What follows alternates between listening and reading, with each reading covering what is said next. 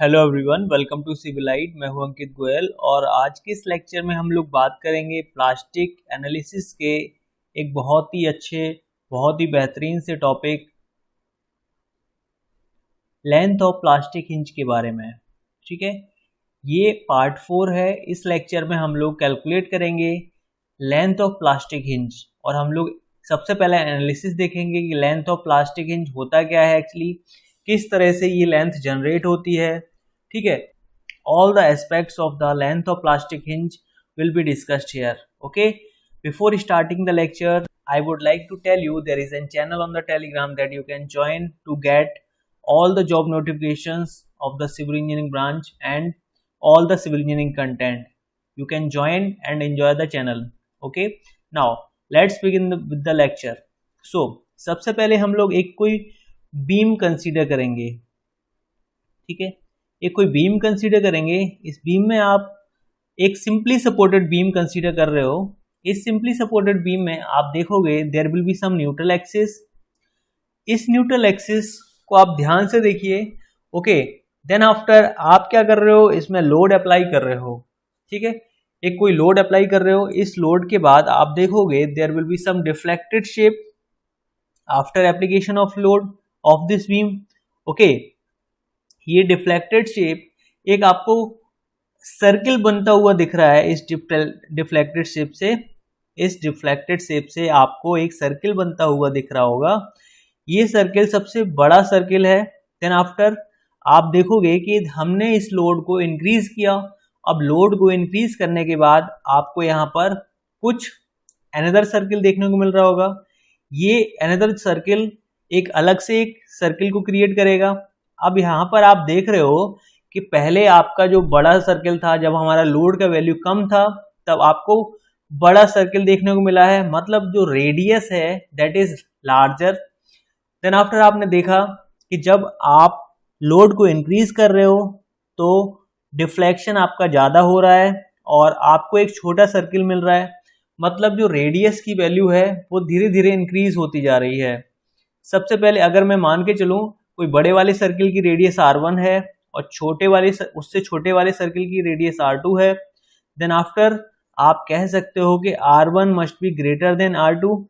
ठीक है, इसके बाद लोड को हम और इंक्रीज करते हैं। इस लोड के इंक्रीमेंट के बाद आप देखते हो there will be some another reflected shape. ठीक है, और आप देखोगे there will be some another circle और इस सर्किल की रेडियस को हम लोग मान लेते हैं R3। ओके, अब हम क्या करते हैं, फिर से लोड को इंक्रीज करेंगे। लोड को इंक्रीज करने के बाद आप देख रहे हैं there will be another deflected shape.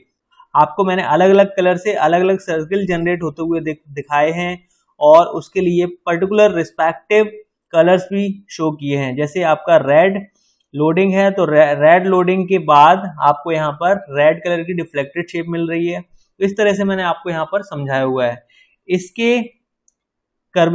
इसके रेड लोड एप्लीकेशन के बाद आपको यहां पर एक अनदर रेडियस देखने को मिलेगी, दैट विल बी R4। ठीक है, आप यहां पर देख रहे हो कि कंटिन्यूअसली जब हम लोड को इंक्रीज कर रहे हैं, लोड को इंक्रीज करने के बाद आपको ज्यादा से ज्यादा डिफ्लेक्शन मिल रहा है और रेडियस की जो वैल्यू है that is decreasing. So we can say that R1 is greater than R2, R2 is greater than R3 and R3 is greater than R4। ठीक बात है। तो आप देखोगे कि जब आपका रेडियस का वैल्यू बहुत कम हो जाता है तब आपका स्ट्रक्चर फेल होने लगता है। फेल होने लगता है मतलब आपकी ये जो वैल्यू है, लोड की जो वैल्यू है, ये कोलैप्स लोड के नियर पहुंचने लगेगी और इस स्ट्रक्चर में मैकेनिज्म कंडीशन जनरेट होगी और मैकेनिज्म कंडीशन जनरेट होने के बाद आप देखोगे कि यहाँ पर एक कोई प्लास्टिक हिंज फॉर्म हो जाएगी। ठीक है, जिसको मैंने ब्लैक डॉट से शो किया है। ठीक है, now this is the important thing here. Okay, अब आप मुझे ये बताओ कि एक पॉइंट होगा जब R की वैल्यू आपको क्या मिलेगी, इनफाइनाइट देखने को मिलेगी। कब देखने को मिलेगी, when there is no loading. जब लोडिंग आपके पास नहीं है तो आप देख रहे हो कि यहां पर जो रेडियस है इसकी वो क्या रहेगी, इनफाइनाइट रहेगी। ये मैंने आपको लाइन दिखाई है जब यहाँ पर लोडिंग नहीं लगी है, ठीक है। तो नो लोडिंग की कंडीशन में यहाँ पर रेडियस जो है इनफाइनाइट रहेगी, ये बात आप याद रखिएगा, ठीक है। अब इसके बाद मैं आपको बताना चाहूंगा कि जो कर्वेचर है, कर्वेचर को हम लोग क्या बोलते हैं, 1/r बोलते हैं, ठीक है। जैसे आपने पढ़ा होगा इक्वेशन ऑफ बेंडिंग, इस इक्वेशन ऑफ बेंडिंग में आपके पास इक्वेशन था m/i = σ/y = E/r, ठीक है। तो आप देखते थे यहां पर m/ei हो जाता था और ये हो जाता था 1/r के बराबर, जिसको हम लोग कंसीडर करते थे कर्वेचर, ठीक है। वही चीज हमने यहां पर कंसीडर करी है। तो आप मुझे बताओ कर्वेचर मैक्सिमम कब होगा, कर्वेचर मैक्सिमम कब होगा, कर्वेचर मैक्सिमम होगा 1/r की वैल्यू मैक्सिमम कब होगी, जब 1/r4 आप लिखोगे, that must be greater than 1/r3 and that must be greater than 1/r2 and that must be greater than 1/r1, ठीक है। तो ये तीन जो वैल्यूज हैं ये आप ध्यान रखिएगा। तो आप इस कंडीशन में कह रहे हो there will be maximum curvature, ठीक है। और मैक्सिमम कर्वेचर कब मिलेगा, व्हेन लोड इज मैक्सिमम, और आप कहोगे when radius of circle is minimum, yes और नो, यस और नो, ठीक है। तो ये दो पॉइंट आपको समझ में आए होंगे, क्लियर। नाउ हम लोग देखेंगे कि यहां पर एक जो पॉइंट है, सबसे इंपॉर्टेंट पॉइंट मैं बताने जा रहा हूं, that is plastic hinge develop at that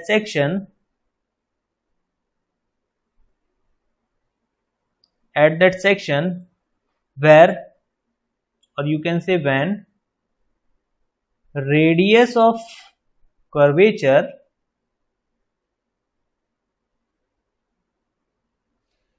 is maximum, ठीक है। तो आपको यहां पर 1/r जो है रेडियस ऑफ कर्वेचर मिला था, ठीक है, जिसको आप 1/r से नोट कर रहे हैं अभी। तो आपको यहाँ पर जो मैक्सिमम की वैल्यू, जो मैक्सिमम कर्वेचर की वैल्यू मिलेगी, दैट विल बी 1/r4, जो कि आपने प्रीवियस डायग्राम में ऑलरेडी देखा हुआ है, ठीक है। तो आपके लिए जो सबसे इंपॉर्टेंट पॉइंट था वो ये था कि प्लास्टिक हिंज कब जनरेट होता है, जब आपका रेडियस ऑफ कर्वेचर मैक्सिमम होता है। ये देखो, radius of curvature is maximum, ठीक है। तो ये आपका इंपॉर्टेंट पॉइंट था। चलिए आगे बढ़ते हैं, ठीक है। नेक्स्ट हम लोग मूव ऑन कर रहे हैं एक एनालिसिस की ओर, जैसे कि हम लोग प्लास्टिक हिंज जनरेट करने की कोशिश कर रहे हैं, ओके। ये सबसे इंपॉर्टेंट एनालिसिस है, इसको आप ध्यान से देखिएगा। चलिए हम लोग कोई एक लोड अप्लाई करते हैं। अब लोड अप्लाई करोगे तो आपके पास यहां पर कोई ना कोई डिफ्लेक्शन आएगा, डिफ्लेक्टेड शेप देखने को मिलेगी, ठीक है। आप यहां पर डिफ्लेक्टेड शेप को छोड़ करके यहां पर मूवमेंट की बात कर रहे हो, ठीक है। मैंने आपको स्टार्टिंग में ही बताया था कि जो प्लास्टिक एनालिसिस है, इस प्लास्टिक एनालिसिस में आप मैक्सिमम टाइम किससे डील करोगे, डील्स विद बेंडिंग मूवमेंट से डील करते हैं, राइट। तो जैसे ही हमने लोड लगाया तो यहां पर कोई बेंडिंग मूवमेंट जनरेट हुआ, दैट इज दिस, ये शेप आपको जनरेट होकर के मिल गई। अब आप और फर्दर लोड इंक्रीज करोगे तो ग्रीन कलर का लोड अप्लाई करोगे तो यहां पर ग्रीन कलर का बेंडिंग मूवमेंट जनरेट होगा, और आपने यहां पर ब्लू कलर का लोड अप्लाई किया तो ब्लू कलर का यहाँ पर बेंडिंग मोमेंट जनरेट हुआ, और यहाँ पर आपने और लोड को इंक्रीज किया, जब रेड कलर का लोड अप्लाई किया तो आपको रेड कलर का बेंडिंग मोमेंट देखने को मिलेगा। ये चार कंडीशंस आपको कुछ इंडिकेट कर रही हैं, जैसे आपने अलग अलग चार लोडिंग की केसेस में चार मूवमेंट्स आपने डिटरमाइन किए, ठीक है, चार मूवमेंट्स डिटरमाइन किए, that is M1, M2, M3 and M4, ठीक है, दिस इज M4 कंडीशन। तो आपने फोर्थ कंडीशन जो देखी है, जब आपका जो वैल्यू है, लोड का वैल्यू है इक्वल टू हो गया कोलैप्स लोड के, तो कोलैप्स लोड के बराबर वैल्यू होने के बाद आपने यहां पर देखा कि जो मूवमेंट है, movement of resistance, that is equal to the MP, ठीक है, और यहां पर plastic hinge has been formed, yes और नो, प्लास्टिक हिंज यहां पर जनरेट हो गया है, that is the plastic hinge actually, okay, yes और नो। तो ये चीज आपने बहुत अच्छे से समझ ली है, ठीक है। अब मैं ये मान के चल रहा हूं कि आपको यहाँ पर प्लास्टिक हिंज कैसे जनरेट हो रही है ये कॉन्सेप्ट आपको आता है, ओके। चलिए तो आगे बढ़ते हैं, हम आगे देखते हैं। यहाँ पर there will be some beam, simply supported beam लिया है मैंने, और इसका जो लेंथ है दैट इज L। फिर हमने कोई इसके ऊपर यूनिवर्सली डिस्ट्रीब्यूटेड लोड लगाया है। इसके लोडिंग के बाद आप यहां पर फाइनली एक मूवमेंट देखोगे, movement diagram, this is pending movement diagram, ठीक है, जिसमें आप कोई वैल्यू डिटरमाइन करोगे, ठीक है। Suppose this load is collapse load, this is the collapse load. So what you will watch here, you will see here there will be some plastic hinge formed, plastic hinge form होगी। तो plastic hinge जो form होगी, तो आप मुझे ये बताओ, ये जो प्लास्टिक हिंज फॉर्म होगी तो यहाँ पर जो मूवमेंट की वैल्यू होगी, मूवमेंट ऑफ रेजिस्टेंस की वैल्यू होगी, that will be equal to the MP, clear. तो आप ये कहोगे कि सर ये MP की वैल्यू जो है एकदम से MP नहीं हो गया है, ठीक है। सबसे पहले आपने कोई वैल्यू M देखी होगी, फिर आपने कोई MY वैल्यू देखी होगी, फिर आपने कोई वैल्यू देखी होगी MP, ठीक है। डायरेक्टली आप MP पर नहीं पहुंच गए और धीरे धीरे लोड इंक्रीज किया है तब आप पहुंचोगे। जैसे जैसे आपने लोड इंक्रीज किया तो आपको रिस्पेक्टिवली M मिला, फिर MY मिला और MP मिला। तो यहां पर मैं वही कह रहा हूं कि there will be some MY value, क्योंकि मैं यहां पर मान के चल रहा हूं कि कोई आपका इस पॉइंट पर जो वैल्यू है दैट इज MY, ठीक है। इस पॉइंट पर जो वैल्यू है दैट इज MY। यहां पर कोई प्लास्टिक हिंज फॉर्म नहीं हुआ है, यहां पर मैंने हल्का सा डॉट क्रिएट किया है, इसका मतलब ये नहीं है there is no plastic hinge actually. मैं इसको इरेज कर देता हूं, otherwise you will get confused, ठीक है। यहां पर कोई प्लास्टिक हिंज फॉर्म नहीं हुई है, यहां पर जो वैल्यू है that is equal to the MY।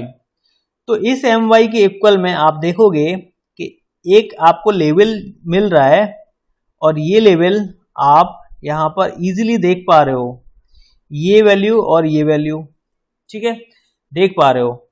तो यहां से आपने देखा जहां से MY का वैल्यू अचीव हुआ है और उससे MP के फॉर्मेशन पर तक जहां से आपका MY फॉर्म होना स्टार्ट हुआ है, मैं आपको यहां से एक डायग्राम के थ्रू बताना चाहूंगा कि कोई यहां पर आइडियलाइज्ड इलास्टोप्लास्टिक कर्व है और इस लेवल पर जो स्ट्रेसेस का वैल्यू रहता था सिग्मा Y रहता था।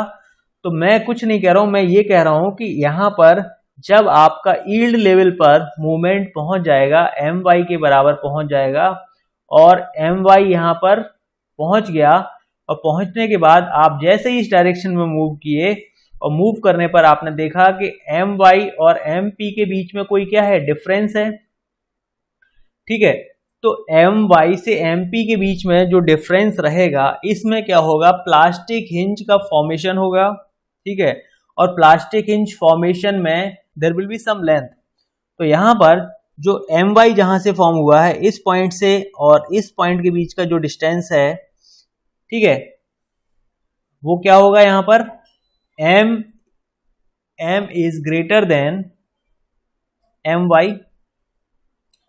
यहां से इस डायरेक्शन में जब जाओगे तो ये वैल्यू मैं लिख रहा हूं, m must be greater than the m y, और यहां से आउटवर्ड डायरेक्शन में जब आप मूव करोगे m must be lesser than the m y. ठीक है, तो ये बात आपने समझ ली है। देन आफ्टर जो आप यहां पर ये जो इनर डिस्टेंस देख रहे हो, ये जो इनर डिस्टेंस है, इनर डिस्टेंस यहां से यहां तक का, that will be the LP. LP is nothing but the length of plastic hinge. ठीक है, यही क्या है आपका प्लास्टिक हिंज का लेंथ है, यही क्या है आपका प्लास्टिक हिंज का लेंथ है। तो इतनी बात आपको समझ में आ गई होगी, आई होप। अगर नहीं भी समझ में आई है तो बॉदर मत कीजिएगा, आप मुझसे कमेंट के थ्रू पूछ लीजिएगा, मैं आपको क्लियरली समझा दूंगा किसी और मीडियम से, या फिर अगली क्लासेस में इसको कवर करा दूंगा। ठीक है, चलिए आगे बढ़ते हैं, हम थ्योरी हम लोग देख लेते हैं। Length of plastic hinge is that length in which fibres of members is completely yielded and it is measured from the location of formation of plastic hinge to that section which attained moment carrying capacity, that is my। okay, moment carrying capacity my, मैंने आपको बताया है कि ये moment carrying capacity my के equal हो जाएगा और धीरे धीरे यहां से जो फाइबर्स हैं वो यील्ड कर जाएंगे। ठीक है, और यील्डिंग के बाद हम लोग अचीव कर लेंगे प्लास्टिक मूवमेंट कैपेसिटी। नाउ और दूसरा डेफिनेशन हम लोग देखेंगे, length of beam over which movement carrying capacity is greater than m y. M की वैल्यू एम वाई से जहां ज्यादा हो जाए और उस पर्टिकुलर सेक्शन के बीच का जो लेंथ रहेगा वो क्या रहेगा आपका, लेंथ ऑफ प्लास्टिक हिंज रहेगा। ठीक है, लेंथ ऑफ प्लास्टिक हिंज रहेगा। बहुत ही सिंपल सा डेफिनेशन है। आपको मैं क्या बता रहा हूं, आपको मैं ये बता रहा हूं कि जब आप एम वाई अचीव कर लेते हो और एम वाई अचीव करने के बाद आपको ट्रेवल करना होगा एम पी तक, तो एम वाई जहां से फॉर्म हुआ है, एम वाई यहां से फॉर्म होना स्टार्ट हुआ है, एम वाई यहां से फॉर्म होना स्टार्ट हुआ है, तो इन दोनों के बीच की जो डिस्टेंस होगी वो क्या होगी, एल पी के इक्वल होगी। ठीक है, अगर आप इस फर्दर इसके ऊपर लोड लगा रहे हो और आपका यहां पर MP जनरेट हो रहा है, या फिर आप कह सकते हो अगर यहां पर प्लास्टिक हिंज फॉर्म हो रहा है। ठीक है, so that is about the length of plastic hinge. एक बार और देख लो, length of plastic hinge is that length in which fibres of the members is completely yielded. जो फाइबर्स हैं कंप्लीटली यील्ड कर जाएंगे, and it is measured from the location of formation of plastic hinge to that section which attend moment carrying capacity M Y. बहुत ही आसान है। ठीक है, चलिए आगे बढ़ते हैं। अब हम लोग कैलकुलेट करेंगे किसी सेक्शन के लिए प्लास्टिक हिंज लेंथ। तो let's take a section that is simply supported beam with concentrated loading. Now see there is an simply supported beam. इस सिंपली सपोर्टेड बीम को देखोगे, अब आप इसके ऊपर लगाओगे कोई पॉइंट लोड, और यहां पर आप देख रहे हो there is some length of the beam is L। ठीक है, यहां पर पॉइंट लोड अप्लाई किया और आपने देखा यहां पर जो लोडिंग की जो कंडीशन है that is L/2 from the left hand support. So now see here, आपको ये एक यहां पर सेंटर लाइन खींचोगे और यहां से ड्रॉ करोगे आप बेंडिंग मूवमेंट डायग्राम, और इस बेंडिंग मूवमेंट डायग्राम में आप देखोगे there is plastic hinge, there is plastic hinge, yes or no, there is plastic hinge। ठीक बात है, और यहां पर जो प्लास्टिक हिंज है तो आप यहां पर कहोगे कि जो यहां पर जो मूवमेंट की जो वैल्यू है that is equal to the plastic movement, yes or no, यहां पर जो मूवमेंट की वैल्यू है that is equal to the plastic movement. अब आप यहां पर कहोगे there will be some value of movement that is equal to the my, that is equal to the my। जब आपकी कोई वैल्यू है my के बराबर होगी, ये my की वैल्यू आपको कहां मिलेगी, समथिंग MP से पहले, प्लास्टिक मूवमेंट से पहले मिलेगी आपको। तो यहां से जो डिस्टेंस बनेगा आपका my से लेकर के my तक, जो बीच का डिस्टेंस बनेगा यहां से लेकर के यहां तक का, ये कहलाएगा आपका लेंथ ऑफ प्लास्टिक हिंज। ठीक है, लेंथ ऑफ प्लास्टिक हिंज। यहां पर जो मैं शेडेड पोर्शन दिखा रहा हूं that is highly stressed zone. Okay, अब हम लोग इसमें सॉल्व कर लेते हैं। लेट्स टेक, क्या मैं यहां पर लिख सकता हूं MP अपॉन L/2। MP जो है कहां पर वर्क कर रहा है, L/2 पर वर्क कर रहा है। ठीक है, इसी एक सपोर्ट से देख लो, L/2 पर वर्क कर रहा है। तो सिमिलरली यहां पर आप कह सकते हो My अपॉन क्या हो जाएगा, My अपॉन हो जाएगा ये डिस्टेंस हो जाएगी। तो ये डिस्टेंस होगी क्या एक्चुअली, ये डिस्टेंस हो जाएगी आपकी L/2 माइनस LP/2। तो इतनी बात आपने समझ ली है। बाय द सिमिलर ट्राइंगल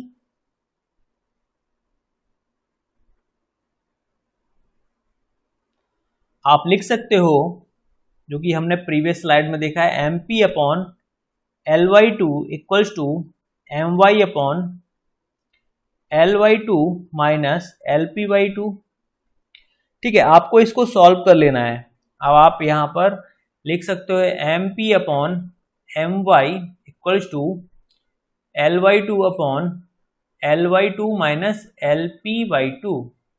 ठीक है, MP अपॉन My आप जानते हो that is nothing but the shape factor होता है MP अपॉन My, और इसको लिख सकते हो MP अपॉन Me, और इसको लिख सकते हो ZP अपॉन ZY या फिर ZE। ठीक है, नाउ लेट्स सी, L/2 को आप कॉमन ले लो, और ये जो वैल्यू है MP अपॉन My ये हो जाएगी शेप फैक्टर। यहां पर L/2 आपने कॉमन ले लिया, L/2 1 माइनस LP/2, और L/2 तो 2 कैंसिल हो जाएगा, आपको फाइनली मिलेगा LP अपॉन L। सो आपने कैंसिल कर दिया L/2 आपको मिला यहाँ पर 1 upon 1 minus LP upon L। ठीक है, आपको यहाँ पर क्या करना है, LP की वैल्यू कैलकुलेट करनी है। तो आप क्या करो, यहाँ पर 1 upon shape factor will be equal to 1 minus LP upon L। ठीक है, तो यहां पर आपको LP अपॉन L मिलेगा, that will be equal to 1 minus 1 upon shape factor. ठीक है, और यहां से आप LP का वैल्यू कैलकुलेट करोगे, that will be equal to L minus L upon shape factor. ठीक है, या फिर आप कह सकते हो L 1 minus 1 upon shape factor. ठीक है, तो ये हो जाएगा आपका यहाँ पर आंसर। तो फाइनली मैं लिखना चाहूंगा LP equals to L 1 minus 1 upon shape factor will be the value of length of plastic hinge.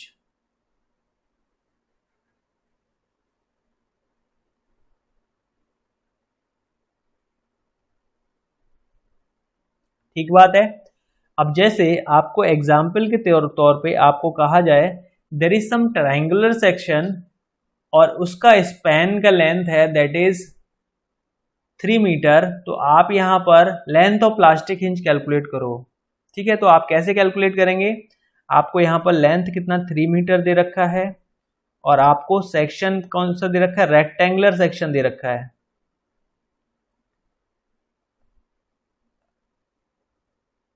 Rectangular section दे रखा है, तो आप यहां पर करोगे रेक्टेंगुलर सेक्शन के लिए आपके पास जो शेप फैक्टर निकल के आता है वो कितना होता है 1.5, यस और नो 1.5। तो यहां पर आप LP कैलकुलेट कर लोगे, LP equal to 3 into 1 minus 1 upon 1.5।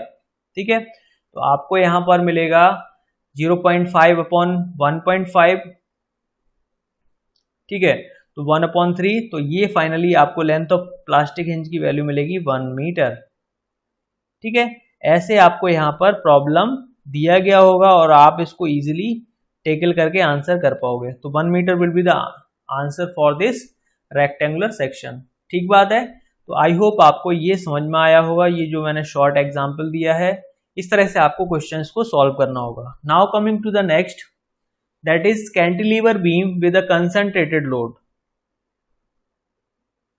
Cantilever beam with concentrated load. तो कैंटिलीवर बीम हमने कोई ड्रॉ किया है, इस कैंटिलीवर बीम के ऊपर आपका जो एंड है वो लोड अप्लाई है यहाँ पर W, ठीक है, और यहाँ पर जो स्पैन का लेंथ है दैट इज L। यहाँ पर कोई मैक्सिमम बेंडिंग मोमेंट डायग्राम हम लोग ड्रॉ कर रहे हैं, बेंडिंग मोमेंट डायग्राम ड्रॉ कर रहे हैं जिसमें मैंने मैक्सिमम मोमेंट शो किया है, और ये है आपका प्लास्टिक हिंज जनरेट हो चुका है। और यहाँ पर आप कह रहे हो there will be some value that is equal to the my। एक पॉइंट होगा जहां पर वैल्यू होगी इक्वल टू my के, ठीक है, और ये वैल्यू आप कह सकते हो, ठीक है, that is something my।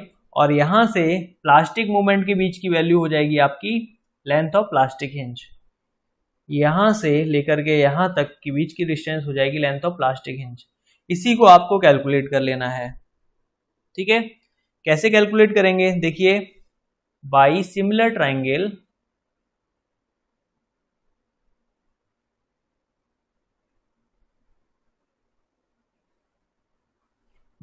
Triangle you are watching here MP upon L equals to कितना हो जाएगा, My upon LP minus L, sorry L minus LP, ठीक है। बस इसी को आप सॉल्व कर लो। आप जानते हो MP अपॉन My होता है equals to L upon L minus LP। ये वैल्यू हो जाएगी आपकी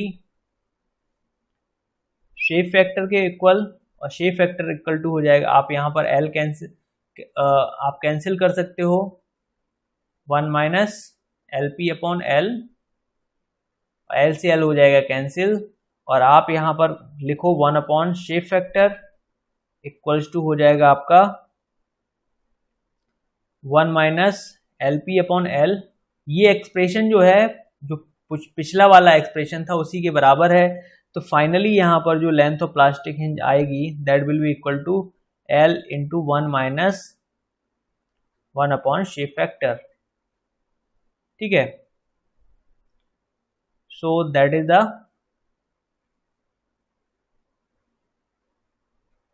length of plastic hinge.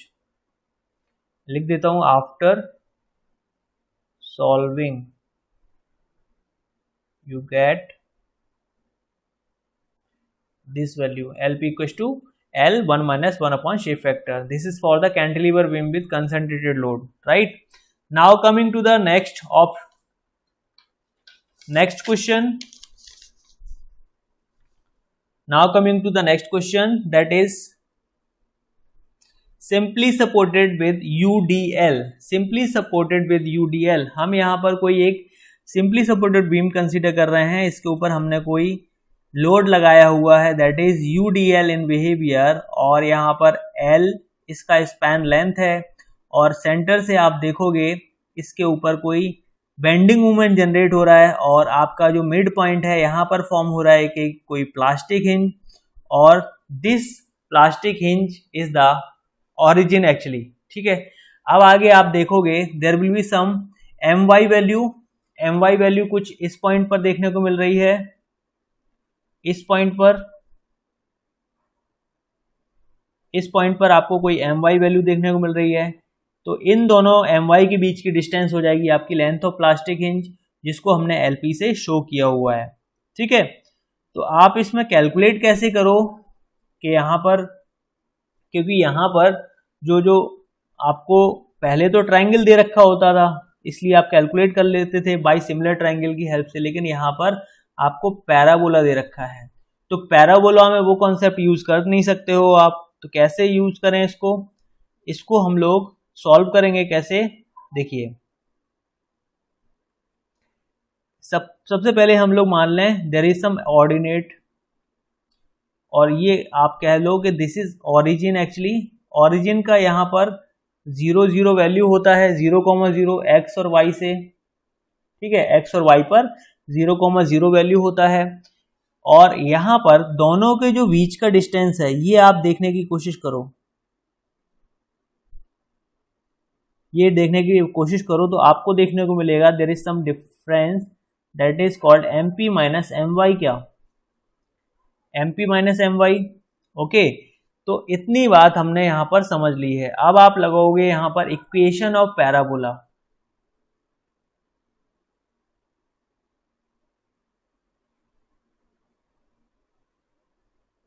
Equation of parabola क्या होता है? सिंपली आप y इक्वल्स टू कोई k एक्स स्क्वायर ले लो, k कोई कांस्टेंट ले लिया है। अब आप यहां पर क्या करो, कंडीशन ले लो। फर्स्ट कंडीशन जैसे लेके चल रहा हूं मैं, at x equals to L/2,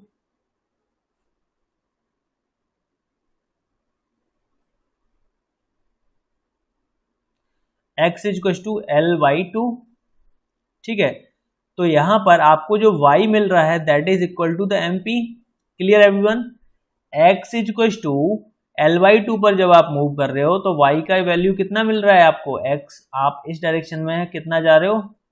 L/2 जा रहे हो, तो इस डायरेक्शन में आपको y का वैल्यू कितना मिल रहा है? L/2 जा रहे हो तो y का वैल्यू कितना मिलेगा? MP मिलेगा। सिमिलरली अब आप इसको क्या रख दो, y का वैल्यू MP के इक्वल है, तो MP इक्वल्स टू हो जाएगा आपका k इंटू L/2 का होल स्क्वायर। ठीक है, ये मैंने मान लिया दिस इज फर्स्ट इक्वेशन। अब मैं सेकंड कंडीशन लेके चलूं,